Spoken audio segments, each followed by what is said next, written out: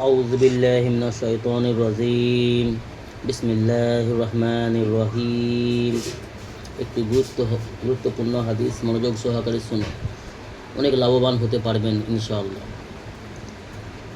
হযরত আনাস রাদিয়াল্লাহু তাআলা আনহু হাদিসটি বর্ণনা করছেন। হযরত আনাস রাদিয়াল্লাহু তাআলা আনহু হাদিসটি বর্ণনা করেন, নবী আকরাম সাল্লাল্লাহু আলাইহি ওয়াসাল্লাম যখন কোনো গুরুত্বপূর্ণ বিষয়ে কথা ইরশাদ করিতেন তখন উহাকে তিনবার পুনরাবৃত্তি করিতেন। হযরত আনাস রাদিয়াল্লাহু তাআলা আনহু বলছেন, হাদিসটি নবী করিম সাল্লাল্লাহু আলাইহি ওয়াসাল্লাম যখন কোনো গুরুত্বপূর্ণ বিষয়ের কথা ইরশাদ করিতেন, সাহাবাদের মধ্যে যখন বলিতেন, তো তিনবার পুনরাবৃত্তি করিতেন ওই কথাটাকে।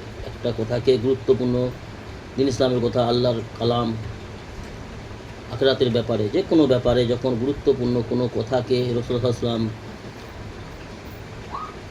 বলিতেন, তো উহা কথাকে তিনবার পুনরাবৃত্তি করিতেন। কেন?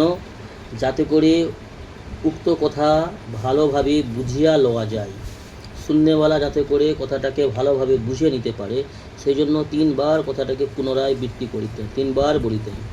এই জন্যই প্রতিটি হাদিসকে তিনবার করিয়া পড়া অথবা শোনা উচিত। এই জন্য দিন ইসলামের গুরুত্বপূর্ণ বিষয়ের কথা, কোরআন হাদিসের কথাকে তিনবার করিয়া পড়া অথবা শোনা উচিত।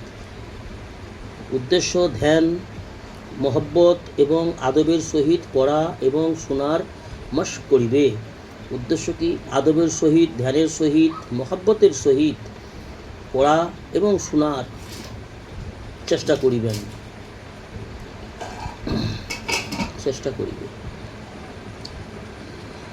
পরস্পর কথাবার্তা বলিবেন না। কোনো দিন ইসলামের কথা যখন পড়া হবে বা বলা হবে, কোনো আলেম ওলামারা বলবেন, তো পরস্পর নিজেরা চিল্লাচিল্লি কথাবার্তা বলিবেন না। উজুর সহিত দুজানু হইয়া বসিবার চেষ্টা করিবে, অর্থাৎ উজুর সহিত বসার চেষ্টা করিবে এবং সুন্নত তরিকায় দুজানু রাসূল সাল্লাল্লাহু আলাইহি ওয়াসাল্লামের যে সমস্ত বসার সুন্নত, তিন প্রকারের সুন্নত রয়েছে বসার জন্য, তিনটির মধ্যে যে কোনো একটা অবলম্বন করিবে। হেলান দিয়া বসিবে না। দিন ইসলামের কোনো কথা বা আল্লাহর ঘরে মসজিদে গিয়ে দিন ইসলামের কথা কোনো শ্রবণ করার সময় হেলান দিয়া, ঠেক লাগাইয়া শুননেওয়ালারা বসবে না। তাতে করে শয়তান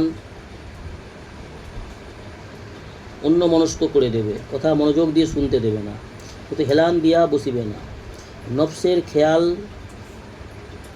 মুজাহিদার সহিত এই এলেমের মধ্যে মশগুল থাকিবে, অর্থাৎ যে সমস্ত কথা আলেম ওলামারা বলবেন, দিন ইসলামের কথা যখন শুনবেন, শ্রবণ করবেন, তখন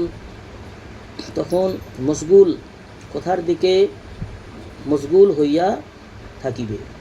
আসল উদ্দেশ্য এই যে কোরআন ও হাদিস দ্বারা যেন অন্তর প্রবাহিত হয়। কোরআন হাদিসের কথা বলা এবং শোনার দ্বারা যাতে করে আমাদের অন্তর প্রবাহিত হয়, প্রশস্ত হয়, নরম হয়, অন্তর তৃপ্তি পায়, এই উদ্দেশ্য হওয়া দরকার। আল্লাহ তাআলা ও তাহার রসুল সাল্লাল্লাহু আলাইহি ওয়াসাল্লামের ওয়াদা সমূহের উপর দৃঢ় বিশ্বাস পয়দা হইয়া দিনের প্রতি এমন আগ্রহ সৃষ্টি হইবে। আল্লাহ তাআলা এবং রাসূলুল্লাহ সাল্লাল্লাহু আলাইহি ওয়াসাল্লামের উপর দৃঢ় বিশ্বাস পয়দা হইয়া দিনের প্রতি এমন আগ্রহ সৃষ্টি হয়, যাহাতে প্রত্যেক আমলের মধ্যে ওলামায়ে কেরামের নিকট হইতে রাসূলুল্লাহ সাল্লাল্লাহু আলাইহি ওয়াসাল্লামের তরিকা ও মাসাইল জানিয়া আমল করার যোগ্যতা পয়দা হইতে থাকে।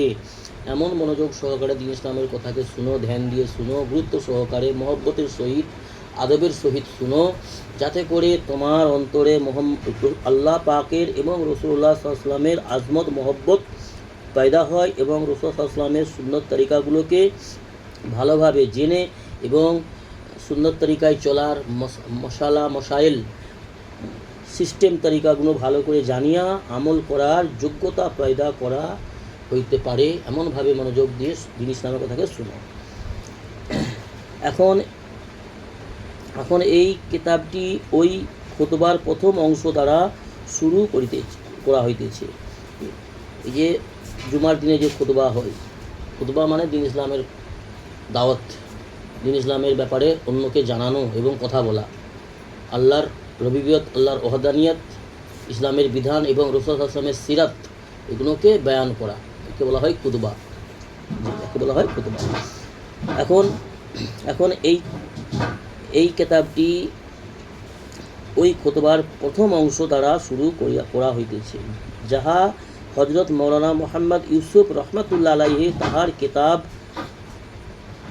আমানিল আহবার শহরে মা আনিল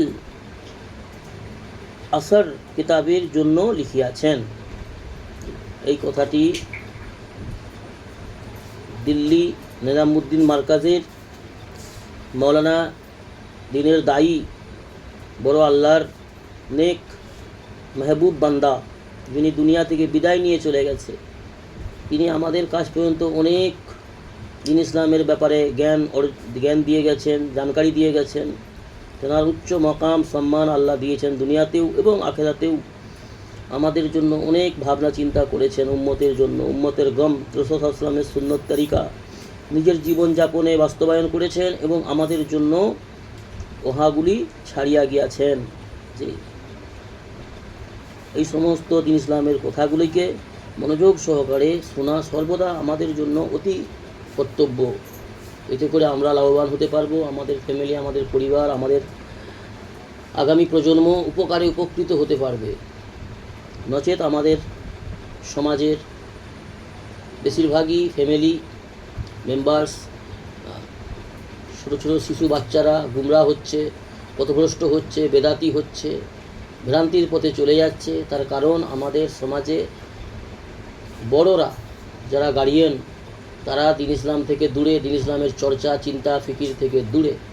সেহেতু শয়তানের হামলা, শয়তানের ওয়াসওয়াসা, শয়তানের বিভিন্ন প্রকারে পরিকল্পিতভাবে, শয়তানের পরিকল্পনায় আমাদের সমাজ গুমরাহ হচ্ছে, ধ্বংসের পথে পতিত হয়ে যাচ্ছে। সেহেতু আমাদেরকে আমাদের আনেওয়ালা প্রজন্মকে বাঁচাবার চিন্তা ফিকির নিয়ে আমাদেরকে দিন ইসলামের গুরুত্ব আজমত আমাদের অন্তরে পোষণ করতে হবে এবং দিন ইসলামের উপর আমল করতে হবে এবং নিজ নিজ পরিবারকে দিনের দাওয়াত দিতে হবে। আল্লাহ আমাদের সহিহ বুঝ দান করুন এবং দিন ইসলামের পথে মওত পর্যন্ত চলার তৌফিক দান করুন।